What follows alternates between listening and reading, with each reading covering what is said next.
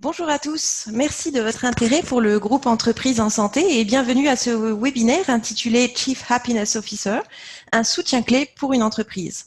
Mon nom est Sarah Berkane, je suis coordonnatrice pour le groupe Entreprises en santé. Je suis en compagnie de notre conférencier Gabriel Campo. Sociologue de formation, Gabriel a fondé l'espace de coworking Le Tableau Blanc en janvier 2016. Depuis son ouverture, plus de 300 entreprises sont venues utiliser ces espaces de bureau. Avec son expertise sur le milieu du coworking, il a cofondé deux autres entreprises, soit Coworking Québec, un OBNL visant à promouvoir le mouvement du coworking au Québec, et CHO SVP, une entreprise spécialisée sur le métier de Chief Happiness Officer. Avant de commencer, je vous invite à regarder au bas de votre écran le menu d'options de la plateforme de webinaire. Vous pourrez utiliser la section questions et réponses, le petit bouton Q&A, pour nous transmettre vos questions par écrit. Nous prendrons un moment à la fin de la présentation pour répondre à toutes les questions reçues. Sur ce, je vous souhaite un excellent webinaire et je cède la parole à Gabriel. Bonjour à tous, enchanté de faire votre connaissance virtuelle. Donc, merci Sarah pour l'introduction, c'est bien apprécié. Donc, effectivement, aujourd'hui, on va parler du métier de Chief Happiness Officer, qu'on peut aussi appeler agent du bonheur au travail. Qu'est-ce que ça fait un Chief Happiness Officer, puis pourquoi on est rendu à en parler au Québec? C'est un petit peu la thématique du jour. Je vais essayer de vous éclaircir sur le sujet. Donc, sans plus tarder, je vais m'assurer que je puisse bien partager. Voilà, génial. Donc, CHO, s'il vous plaît, qu'est-ce que c'est? C'est une entreprise spécialisée sur le métier de Chief Happiness Officer. Une entreprise qu'on a cofondée, moi et mes deux associés, donc pour se offrir à Montréal essentiellement des services relatifs au Chief Happiness Officer. Donc, ça fait un peu plus d'un an qu'on se documente, qu'on s'éduque sur le métier, qu'on rencontre des acteurs qui sont déjà dans le métier à l'extérieur du Québec, du Canada, surtout aux États-Unis et en France, pour essayer de vraiment se faire une tête sur qu'est-ce que c'est ce métier-là, qu'est-ce qui a été écrit dans la littérature qui peut nous aiguiller, puis comment on peut devenir des spécialistes pour pouvoir l'offrir aux entreprises du Québec. Donc, rapidement, qu'est-ce que c'est un Chief Happiness Officer? Le CHO a pour objectif de créer des conditions dans lesquelles les salariés vont trouver du bien-être. Un des premiers facteurs de la performance individuelle et collective.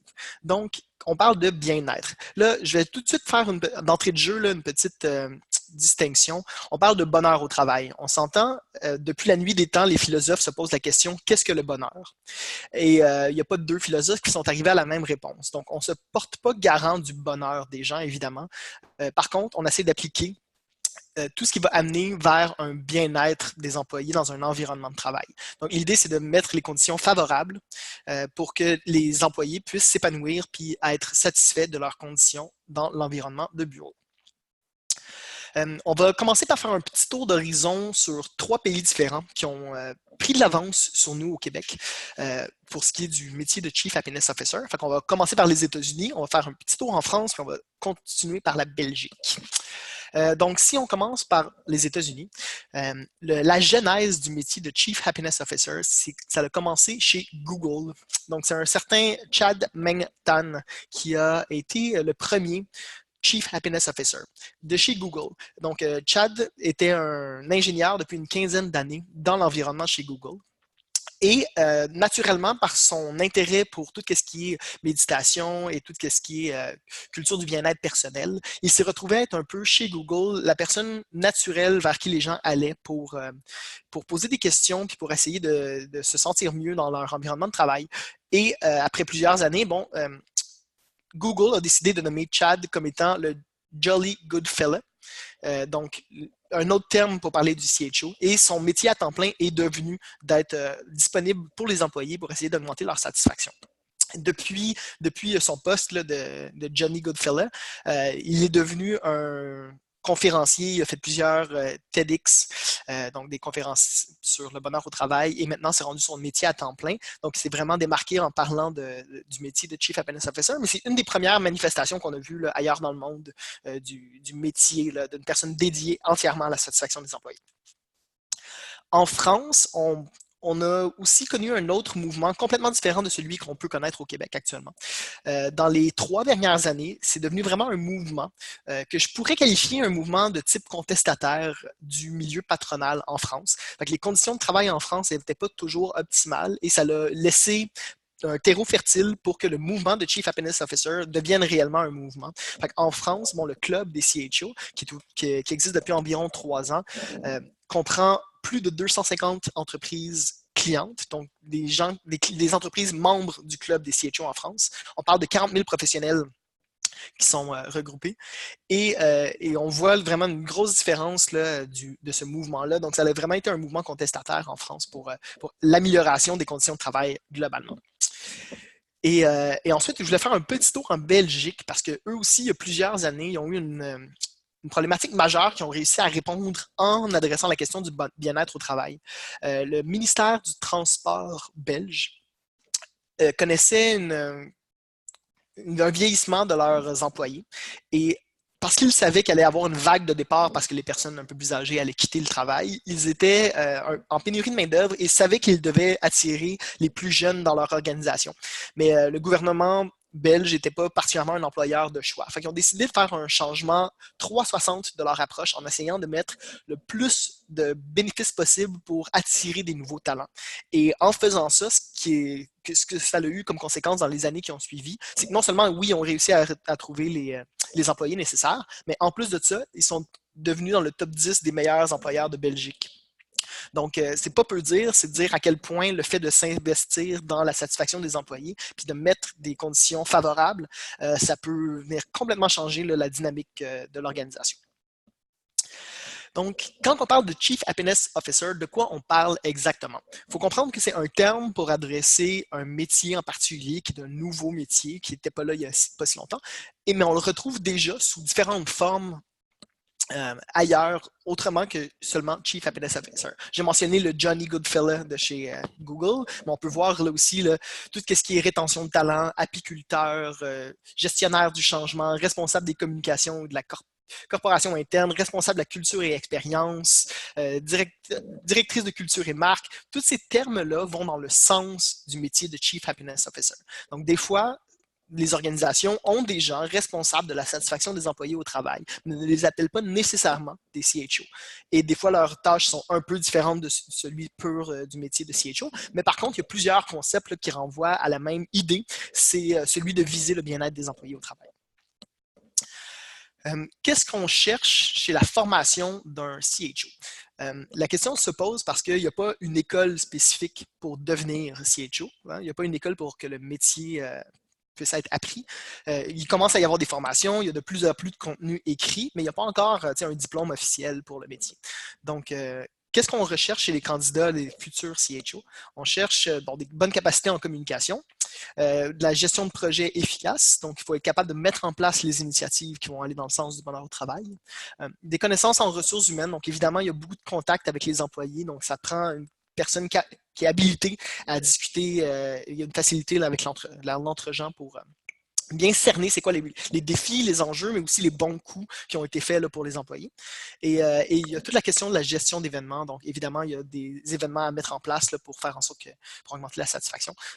Règle générale, c'est ça le type de caractéristiques qu'on recherche. On demande des gens, règle générale, plus extravertis qu'introvertis, hein, des gens qui font preuve d'une écoute active, d'empathie, de créativité, une approche humaine, enthousiasme, fédérateur, évidemment, c'est important d'être capable de rallier les gens aux initiatives mises en place.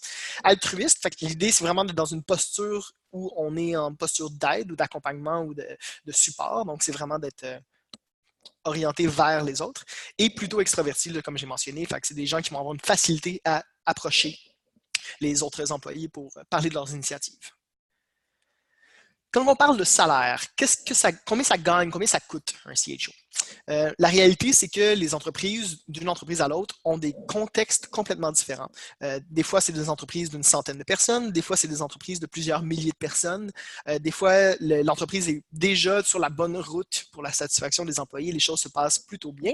Et d'autres fois, c'est des situations de crise majeure avec des changements significatifs au sein de l'entreprise. Et c'est un peu ce qui vient expliquer la disparité entre un salaire de 40 000 € annuel à un salaire de 100 000 € annuel. C'est vraiment dépendant du type de tâche et du nombre d'employés qui sont sous la responsabilité du CHO. Donc, dans un contexte où ça serait une pénurie, où il y aurait beaucoup de crises, bien évidemment, on va aller chercher des gestionnaires ou des gens avec un peu plus d'expérience, plus des seniors que des juniors. Et à ce moment-là, évidemment, le salaire va aller en conséquence. Comment ça fonctionne le CHO? Bon, ça date pas d'hier, le concept du bien-être pour les employés. Évidemment, les entreprises ont intégré ça depuis longtemps. Il y a toujours eu une volonté de mettre des initiatives en place pour la satisfaction. Règle générale, si on regarde le tableau à gauche, on voit que les tâches des CHO étaient comprises parmi les tâches des ressources humaines. C'était une portion de leurs tâches qui était divisée à travers tous les gens des ressources humaines.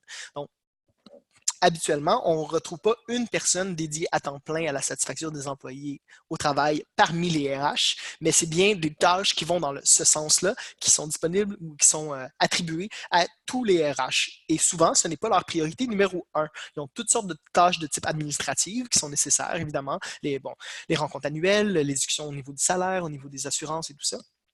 Le CHO, lui, s'adresse pas réellement à ces questions-là spécifiquement RH, comme le salaire, les conditions, la mobilité, les conciliations travail-famille. C'est moins dans les tâches du CHO. Le CHO est vraiment plus dans l'expérience, dans l'environnement de travail.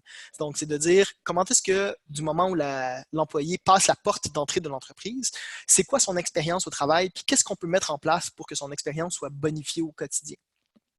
Et c'est là que si on regarde du côté droit là, de la diapositive, on voit que le CHO se retrouve à être au centre de tous les départements, donc, mais n'appartient à aucun département spécifique. Donc, c'est un peu un électron libre au sein de l'entreprise. Donc, il n'appartient pas spécifiquement à un département, mais doit être en contact avec tous parce que les initiatives qu'il mène ne doivent pas nuire aux autres sections là, de l'entreprise. Donc, par exemple, aux ventes ou aux communications, si les initiatives du CHO, je ne sais pas moi, offrent une demi-journée à tout le monde pour être capable de profiter de la première neige, prenons ça comme exemple, ben, il ne faut pas que ça vienne nuire aux finances, au marketing ou aux ventes, par exemple. Il faut être sûr que les initiatives vont dans le sens de bonifier l'entreprise. Donc, on peut voir aussi qu'il y a un lien privilégié avec les employés. Même s'il doit être en discussion avec les autres départements, le lien privilégié, donc la majorité de ses contacts vont être avec les employés. L'idée, c'est vraiment qu'ils puissent prendre le pouls, considérer c'est quoi les besoins, les enjeux des employés, puis essayer de mettre tout ça en place pour améliorer la situation. Donc, si on voit il y a différentes missions que le CHO peut avoir. L'écoute des besoins et les envies des employés, les événements visant l'engagement, améliorer l'environnement de bureau, donc on parle de design intérieur ici, on parle de l'environnement physique de l'espace, bonifier et soutenir les valeurs de l'entreprise, donc quelles initiatives on peut mettre en place pour stimuler, pour remettre de l'avant les valeurs portées par l'entreprise. Les services directs aux employés, là, on peut penser à de la coiffure sur place, on peut mettre un service d'accueil de colis pour que les employés puissent recevoir du matériel sur place, on peut parler d'entraînement physique au sein de l'environnement de travail, différents services là, directs dans l'expérience des employés. Du développement de services pour la santé, donc tout ce qui est relatif au milieu santé, psychologique et physique, et des outils de mesure pour le bien-être. Donc, il y a déjà plusieurs outils qui existent là, pour être capable de sonder les employés, savoir c'est quoi leur niveau de satisfaction. Puis en les sondant régulièrement, on peut voir l'évolution de leur positionnement. Fait, évidemment, plus on les sonde souvent, plus on a un bon écho de comment ça se passe à l'interne et plus on est capable d'orienter nos stratégies, nos initiatives basées sur qu'est-ce qu'on constate avec les petits sondages. Donc, quand une entreprise n'a pas encore d'outils de mesure intégré dans son entreprise, on suggère habituellement d'en intégrer un parce que ça devient un outil super pertinent pour le CHO pour voir à quel point ces initiatives sont fonctionnelles et pertinentes, puis à quel point ils ont des répercussions positives sur l'ensemble. Donc c'est à préconiser là, si jamais vous n'en avez pas, c'est à y réfléchir si vous réfléchissez à intégrer un CHO.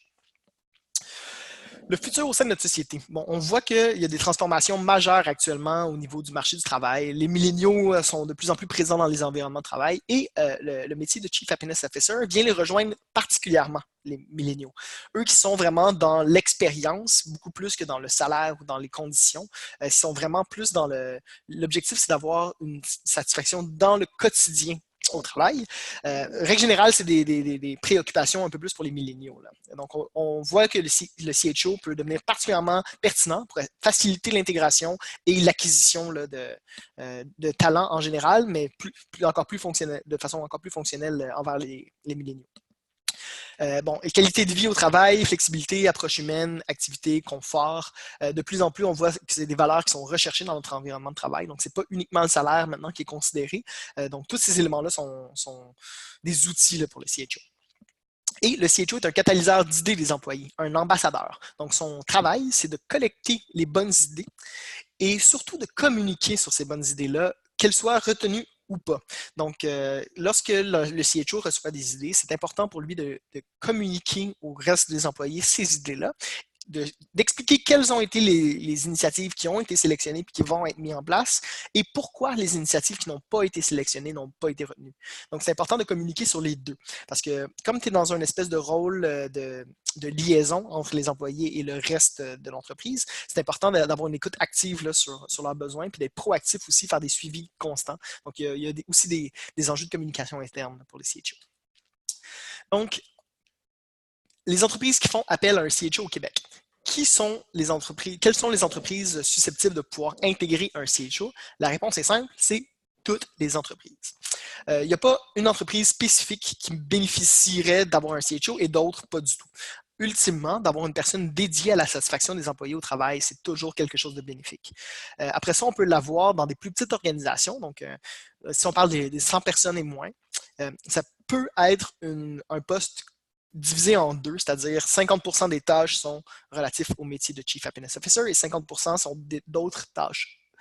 Parce que, évidemment, lorsque tu embauches un CHO, ben, son salaire est redistribué ou attribué, si vous voulez, au nombre de personnes dont il s'occupe.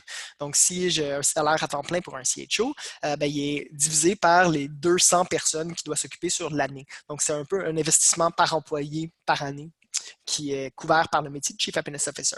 Évidemment, pour que ça puisse fonctionner, il faut un bassin de clients, clients dans le contexte du CHO, donc d'employés, suffisamment grand pour justifier être présent sur place à temps plein pour s'occuper uniquement de la satisfaction des employés. Mais il n'y a pas une entreprise qui est mieux positionnée qu'une autre pour intégrer un CHO. Ultimement, elles sont toutes susceptibles de pouvoir bénéficier d'avoir un CHO sur place. Je vais rentrer dans une série de statistiques ou de réflexions qui vont amener l'argumentaire sur pourquoi avoir une personne dédiée à temps plein sur le bonheur des employés au travail. Ici, rapidement, les salariés heureux sont 12% plus productifs que les autres. Donc, on joue sur la productivité, puis qui dit productivité de l'entreprise dit aussi rentabilisation de l'entreprise. Donc, ça joue directement là-dessus. Ensuite, un salarié non engagé perd en moyenne 2 heures par jour en productivité. Donc, encore une fois, si on veut être capable d'économiser 2 heures par employé par jour, pour être sûr qu'il ne soit pas désengagé, puis être sûr qu'il soit partie prenante de la dynamique d'entreprise, ben, à ce moment-là, il faut mettre des initiatives en place qui vont dans ce sens-là. Le coût lié à la motivation des employés, bon, 60% des salariés sont plus motivés quand leur employeur prend en compte leur bien-être.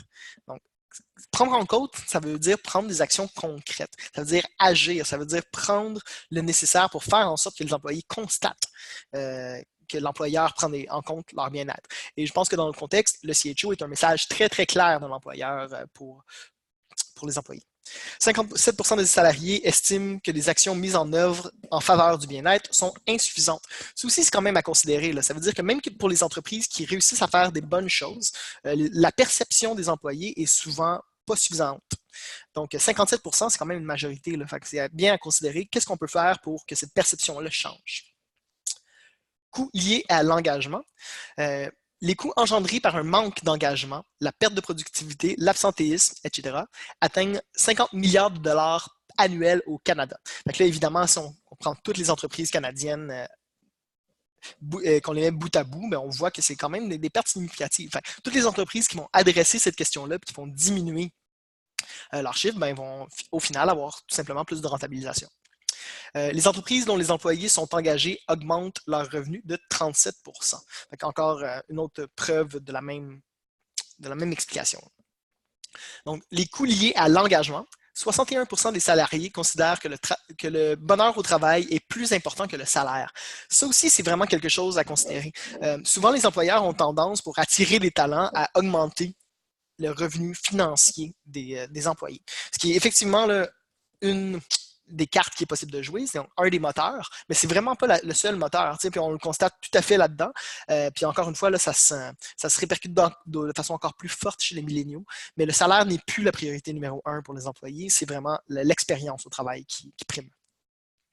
Le coût lié au taux de roulement, bon, le taux de rotation du personnel au Canada est le 4e plus élevé au monde. Fait que quand même, ça, c'est une étude qui avait été faite avec LinkedIn, mais quand même, de voir qu'au Canada, on a un haut taux de roulement comme ça, c'est peut-être quelque chose qui peut nous mettre une puce à l'oreille là, sur qu'est-ce qu'on peut faire en sorte pour que les employés restent plus longtemps dans nos organisations. Le coût de roulement annuel des employés, à eux seuls, représente 1,2 milliard au Canada. Donc, au-delà de la satisfaction au quotidien, puis de la productivité, puis du présentéisme qui existe avec des CHO, bien, ça fait aussi en sorte que, en fait, le roulement annuel coûte très cher. Donc, lorsque tu perds un employé, le temps de recruter, passer les gens en entrevue, sélectionner le bon candidat, le former pour qu'il devienne aussi pertinent que la personne qui occupait le poste avant, bien, ça génère des coûts. Fait qu'à toutes les fois que tu réussis à sauver une personne à rester dans ton entreprise, ben, il y a des coûts significatifs qui sont reliés à ça et c'est ce qui vient justifier le salaire des CHO. Le coût lié au taux de roulement. Donc, au Québec, remplacer un employé coûte entre 30 et 200% de son salaire annuel. Donc, évidemment, plus c'est des employés avec des tâches, des fonctions simples, moins le coût est cher pour remplacer l'employé. On parle plus de 30%, mais plus on s'approche des postes de gestion, les postes de cadre, et là, on se rapproche de plus en plus à 200% du salaire annuel de la personne. Donc, si on fait le calcul, si une personne qui gagne 60 000 $ par année quitte l'entreprise et admettons que c'est 100% du coût là, pour le remplacer, ça veut dire que ça coûte 60 000 $ pour la remplacer la personne. Ce 60 000-là, si elle était restée, évidemment, c'est de l'argent qui serait resté dans le compte de banque de l'entreprise. Et c'est cette partie d'argent-là qui vient justifier le salaire du CHO. Parce qu'en plus d'avoir permis à cette personne-là de ne pas quitter l'entreprise parce qu'elle était satisfaite, bien, ça l'a aussi permis de rayonner sur les autres employés qui n'avaient pas l'intention de quitter de toute façon, mais qui vont eux aussi gagner là, les bénéfices des initiatives du CHO. Le coût lié à l'absentéisme. Donc, les employés heureux prennent 10 fois moins de journées de congé. Donc, 10 fois moins quand même. Ça veut dire que vos employés seraient beaucoup plus présents dans les environnements de travail s'ils sont satisfaits. Et le stress est la cause d'environ 60% des journées perdues. Donc, encore une fois, s'il y a des petits moments de détente, des petites places pour lâcher la pression puis être capable de rendre la chose plus agréable dans l'environnement de travail, bien, on diminue le stress des employés, donc on augmente leur présence dans l'entreprise. Les coûts liés à la santé des employés. Le bien-être des salariés diminuerait de 25% les dépenses liées aux problèmes de santé. Donc, encore une fois, des économies parce que moins il y a de réclamations au niveau des assurances pour les employeurs, plus évidemment, moins ça leur coûte cher d'assurance, puis plus ils sont capables d'économiser.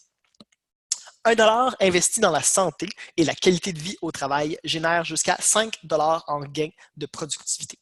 Donc, encore une fois, c'est tous des arguments qui vont dans le même sens, on s'entend, ça se recoupe un peu, mais c'est toutes des études différentes là, qui ont été utilisées là, pour ces petits graphiques-là. Mais je pense que ça amène tout dans le même sens. Donc, si on fait un petit topo de ce que je viens de vous expliquer, quelles sont les conséquences à ne pas avoir de CHO dans son environnement de travail? Bien, il y a une plus grande chance que l'ambiance de travail soit plus tendue, que le taux et coût du remplacement des employés augmente, que l'initiative des employés soit insuffisante pour l'entreprise, un plus haut taux d'absentéisme, plus haut niveau de stress pour les employés et plus de chances d'avoir des vagues de départ dans l'entreprise. À l'inverse, si on regarde la situation avec un Chief Happiness Officer, ben, il y a une augmentation de la reconnaissance des employés, une diminution des coûts liés à la santé, plus de motivation, une meilleure image pour l'entreprise parce que, évidemment, les entreprises qui mettent de l'avant le fait qu'ils ont un CHO à l'interne, ben, c'est quelque chose de positif et qu'ils peuvent communiquer sur le sujet. Ça répond mieux aux attentes des milléniaux, augmente les jours de présence des employés dans l'environnement de travail, plus de productivité, plus d'engagement, plus d'arguments face à la concurrence. Fait que c'est aussi une façon de se démarquer de ses concurrents que d'intégrer un CHO, parce que ça vous donne un facteur de différenciation avec les autres employeurs, pardon. Et une augmentation du revenu global là, avec la productivité et la diminution des coûts. Du côté de CHO, s'il vous plaît, la façon dont on a fonctionné pour être capable de figurer le quoi faire dans l'entreprise. Parce que, évidemment, chaque entreprise est distincte, sa réalité est différente d'une entreprise à l'autre. Il a fallu se mettre des bases, des quoi évaluer pour savoir quelles initiatives mettre en place par le CHO. Donc, nous, on a décelé 12 grandes catégories là, que je vais vous lire qui vous permettraient au moins vous faire une tête. C'est juste une grille d'analyse, il faut le comprendre comme ça. C'est une grille d'observation dans l'environnement de travail, mais c'est ces différents éléments-là qui sont à prendre en considération pour augmenter la satisfaction des employés. Donc, on parle du service aux employés, donc qu'est-ce qui est disponible pour les employés dans l'environnement de travail ou à proximité de l'environnement de travail. Toutes les questions alimentation, est-ce qu'il y a de la nourriture de qualité, à prix abordable, disponible facilement, etc. Est-ce qu'il y a suffisamment de services de ce côté-là? Tout le côté transport, donc est-ce qu'il est possible de mettre des nouvelles initiatives pour faciliter le transport, covoiturage, augmenter le nombre de places de stationnement, faciliter le transport mobile en vélo, par exemple. Est-ce que l'entreprise peut mettre des initiatives dans ce sens-là? La reconnaissance des employés, qui est un des facteurs absolument majeur, la reconnaissance. Quelles sont les initiatives déjà en place, puis quelles sont les nouvelles initiatives qu'on pourrait mettre en place pour bonifier la situation? L'aménagement et le décor. Fait que là, on parle de design d'intérieur puis d'ergonomie. Est-ce que l'environnement de travail est favorable? Puis qu'est-ce qu'on peut mettre en place pour le bonifier? Les communications internes, les communications externes, donc l'image de l'entreprise, comment elle est diffusée. Les activités, donc comment est-ce que les employés peuvent s'engager dans différentes activités là, pour les stimuler au travail. Les commodités de l'espace ou à proximité. Donc, est-ce qu'il y a une garderie proche? Est-ce qu'il y a une épicerie proche? Est-ce qu'il y a d'autres services, nettoyeurs ou autres, qui sont à proximité de l'environnement de travail? Et s'il manque certains services, est-ce qu'il y aurait la possibilité de les déployer à l'interne, de fournir la solution aux employés à l'interne de l'entreprise? Donc, les commodités à proximité. Les outils de travail, donc évidemment, des outils de travail désuets ou peu fonctionnels, ça peut venir jouer sur la satisfaction des employés. Les relations humaines et l'ambiance. Donc, est-ce que la relation humaine entre les employés est forte? Est-ce qu'il y a moyen de la stimuler? Puis, quelles sont les initiatives déjà mises en place? Et finalement, les mesures environnementales, donc la responsabilité là, écologique de l'entreprise. Est-ce qu'il y a des pas qui sont faits dans ce sens-là? Et sinon, qu'est-ce qu'on peut faire avec ça? Avec ces 12 grands volets d'analyse-là, ça nous permet de faire un rapport, un audit préliminaire de l'entreprise pour essayer d'évaluer où sont les meilleurs coûts, mais aussi les moins bons coûts pour faire un plan d'action pour améliorer la situation globale de l'entreprise. Une autre des initiatives qu'on a mis en place, c'est 1 an de formation continue sur le bonheur au travail en 2020. Donc, on a décidé de créer 17 événements au courant de 2020, qui est 1 an de formation continue, avec toutes les thématiques qui portent de près ou de loin sur la question du bonheur au travail. On va aborder, entre autres, les questions des certifications WELL et B Corp. On a Entreprises en santé qui viennent nous présenter leur approche. On a des différents entrepreneurs, on a des chercheurs universitaires, on a des spécialistes du bonheur au travail. On a une 50aine de conférenciers là, à travers les 17 événements qui s'en viennent tout au long de 2020. Fait que si jamais vous êtes intéressé, n'hésitez pas à nous contacter pour avoir plus d'informations sur le sujet. Rapidement, je peux vous présenter là, sur la photo que vous voyez à gauche, ce sont mes 2 associés et moi-même. Donc, on est 3 dans l'entreprise de CHO, s'il vous plaît, à tenir l'initiative. Et on est très ouvert à en discuter avec vous, évidemment, si vous voulez qu'on vienne dans votre entreprise, vous parler de ce qu'on fait, explorer davantage là, le métier de Chief Happiness Officer, puis comment on peut vous accompagner dans cette transformation-là ou l'intégration d'un CHO. Évidemment, c'est notre métier, donc n'hésitez pas à nous contacter, ça va nous faire plaisir pour la suite là, de faire un suivi avec vous. Donc, on est maintenant rendu à l'étape des questions et des échanges. Merci pour votre écoute. Oui, merci beaucoup Gabriel pour ce webinaire très intéressant. Avant de passer à la période de questions, je vous rappelle que vous êtes invité à poser vos questions dans la section questions et réponses de la plateforme du webinaire. Au bas de votre écran, vous avez un petit bouton Q&A pour écrire toutes vos questions. Une première question, Gabriel. Est-ce que tu pourrais nous décrire quel est le contexte le plus favorable pour intégrer un CHO en entreprise? Ouais. Il y a effectivement des contextes où il y a une volonté supplémentaire, disons, à intégrer un CHO. Même si j'ai mentionné que toutes les entreprises sont susceptibles de pouvoir en intégrer un. Quand on parle de transformation majeure, déménagement, acquisition, fusion, croissance significative, défis majeurs d'acquisition ou de rétention de talent, Tous ces éléments-là, ce sont des éléments où ça devient encore plus favorable d'avoir une personne dédiée à temps plein à la satisfaction des employés. Parce que ces transformations-là majeures viennent jouer sur l'insécurité, disons, des employés ou sur leur mode de fonctionnement au quotidien. Et quand c'est des transformations significatives, c'est toujours bon d'avoir une personne tampon, disons, une personne qui va permettre de faire le lien entre les inquiétudes des employés et les initiatives mises en place pour ces transformations majeures-là. Oui, il y a effectivement là, des milieux, des contextes favorables. On peut penser aussi à toutes les entreprises où la demande de main-d'œuvre est très, très forte actuellement. Là, on pense au niveau des technologies, par exemple, en ce moment à Montréal, c'est très fort. Donc, les entreprises en technologie ont intégré un CHO pour avoir un argument face aux autres entreprises en technologie. Merci Gabriel. Une autre question, tu l'as abordée un petit peu plus tôt dans la présentation. Comment est l'état actuel de l'intégration des CHO au Québec? Est-ce qu'il y en a beaucoup? Est-ce qu'il y en a dans différents types d'organisations? Est-ce que tu peux nous en dire un peu plus? Oui. Nous, évidemment, vu qu'on s'est intéressé au sujet, on a essayé de trouver qui sont les CHO du Québec. Où sont-ils? Combien ils sont? Est-ce qu'ils existent? Est-ce qu'ils sont présents? Est-ce que c'est un mouvement qui est uniquement à l'international, mais qui n'est pas rendu encore au Québec? La réalité, c'est qu'on commence, dans les 2 dernières années, là, à voir les premières personnes qui s'affichent comme étant des CHO.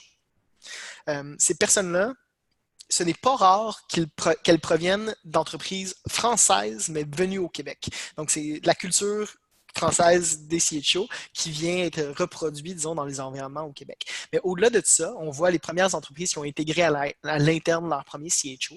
Mais on parle, je dirais peut-être une vingtaine là, de personnes qui se décrivent comme étant des CHO qu'on a pu trouver au Québec. Donc, on parle encore d'un nouveau phénomène, on s'entend, c'est quelque chose qui est beaucoup plus connu à l'international. Mais au Québec, on est dans les balbutiements du début. Il y a encore beaucoup d'éducation à faire sur le métier. Mais par contre, les répercussions sont similaires. On voit que les entreprises qui intègrent des CHO arrivent sensiblement au même résultat que les entreprises aux États-Unis ou en France là, qui ont déjà leur CHO. Donc, le phénomène est transférable d'un pays à l'autre, essentiellement. Merci Gabriel. Une autre question intéressante. Tu as parlé souvent d'une personne, CHO, mais est-ce qu'un comité incluant les différents départements de l'entreprise ne pourrait pas être pertinent et aussi efficace? C'est une bonne question. En fait, il faut toujours partir de ce qui est déjà bon dans l'entreprise. Okay? Donc, s'il y a déjà des comités actifs, proactifs dans l'entreprise qui prennent des initiatives, c'est excellent. Et le CHO va simplement venir bonifier augmenter l'effet catalyseur de ces initiatives-là. Oui, ça peut être un petit groupuscule de gens qui prennent des initiatives dans le sens du bonheur au travail, c'est certain. Mais le métier de Chief Happiness Officer, l'intérêt d'avoir un CHO, c'est qu'il y a une personne qui incarne ces questions-là.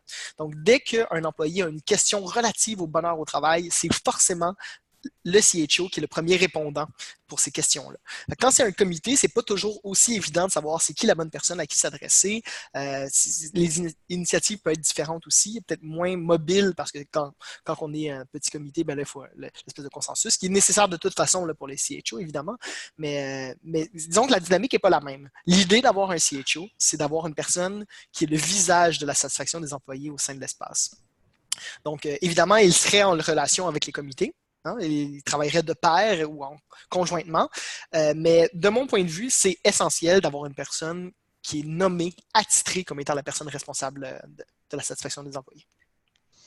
Oui, tout à fait. Puis tu le disais aussi dans ta présentation, avoir des missions en plus de son rôle principal, c'est pas forcément évident pour un comité. C'est rarement une personne à temps plein qui va pouvoir s'occuper de tous les mandats et ils sont nombreux, comme tu l'as montré tout à l'heure. Tout à fait. En fait, c'est beaucoup de l'exécution de projet. C'est la mise en place d'initiatives, c'est de la gestion de projet.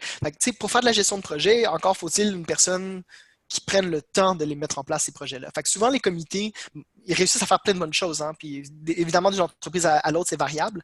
Mais d'avoir une personne dont le seul métier, c'est de s'occuper de ce type d'initiative-là, ça accélère de beaucoup le processus. Merci Gabriel. Une autre question. À partir de combien d'employés une entreprise devrait avoir un CHO à part entière?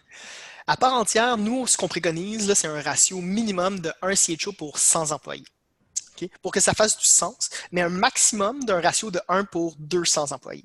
Donc, si on parle d'une entreprise de 600 personnes, c'est pas exclu d'avoir 3 CHO pour s'occuper de l'ensemble des initiatives de l'entreprise de 600 personnes. Fait que je te dirais un ratio maximum de 1 pour 200. Si on prend l'exemple de faire venir un coiffeur en entreprise, un coiffeur dans l'entreprise, déjà de contacter 200 personnes puis de coordonner les horaires pour les 200 personnes, c'est déjà un défi. Fait que là, si on parle de 600 personnes pour un CHO, ça devient très, très, très difficile de mettre en place, d'exécuter les projets pour que ça touche tout le monde. Fait à ce moment-là, une petite équipe devient plus pertinente.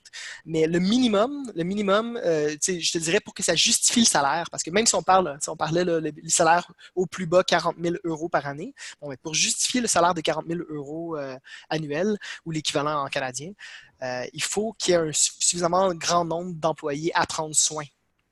Parce que s'il y avait, par exemple, 10 employés à prendre soin, bien, ça serait difficile de justifier un salaire de 40 000 € annuel pour s'occuper de 10 employés. Quoique, dépendamment de certains contextes, ça pourrait se faire. D'accord. Merci beaucoup, Gabriel, pour cette réponse. Une autre question, justement pour les petites entreprises. Est-ce qu'établir un comité de santé et mieux-être pourrait être le mandat préliminaire d'un CHO? Quelle est la différence entre un conseiller environnement, hygiène, SST et un CHO? Ouais. Ben, SST, santé, sécurité au travail, c'est un des volets à considérer par le CHO. Mais comme j'ai mentionné, il y a 12 grands volets sur lesquels on peut venir jouer. Les communications internes, les communications externes, les services aux employés, etc. Qui ne sont pas nécessairement des trucs liés à la santé ou à la sécurité là, des travailleurs. Donc, il y a quand même une distinction à faire au niveau culturel, disons. Ce n'est pas les mêmes types d'initiatives qui vont être prises par un ou par l'autre. Donc, je ne sais pas si ça répond bien à la question. Je crois. Je vais attendre voir s'il y a un autre commentaire. En attendant, une autre question. Les questions sont nombreuses parce que le sujet intéresse beaucoup. Est-ce que le CHO est une personne qui travaillerait sous la dirigeance des RH, qui serait dans ce département-là? Je peux peut-être revenir quelques diapos au préalable. Si on revient à cette diapositive ici. Voilà. Ce qu'on voit ici, c'est que le CHO, là, si on regarde du côté droit de la diapositive, le CHO ne fait pas partie de aucun département. Fait que, ce que ça l'explique, cette diapositive-là, c'est que les tâches relatives au bien-être des employés étaient historiquement chez les RH, mais que dans la nouvelle avec l'avènement du nouveau métier de CHO, le CHO est vraiment un électron libre au sein de l'entreprise. Donc, il ne fait pas partie du département des RH, mais il doit forcément être en discussion avec les RH. Il doit comprendre c'est quoi la réalité des RH actuels avec les employés, mais il n'a pas des tâches purement RH. Il ne fait pas partie du département des RH. C'est assez important que le CHO soit autonome et libre dans la capacité de pouvoir prendre des actions. Fait qu'il faut, règle générale, le CHO a un budget discrétionnaire pour pouvoir prendre des actions. Faire venir des conférenciers, pour pouvoir ajouter des plantes dans l'environnement de travail, pour faire venir un coiffeur dans l'environnement de l'entreprise, etc., etc. Mais c'est à lui de pouvoir justifier, de devoir justifier en fait où est-ce qu'il met l'argent pour les initiatives. Donc, il fait partie de aucun département. Il est vraiment un électron libre. Merci Gabriel.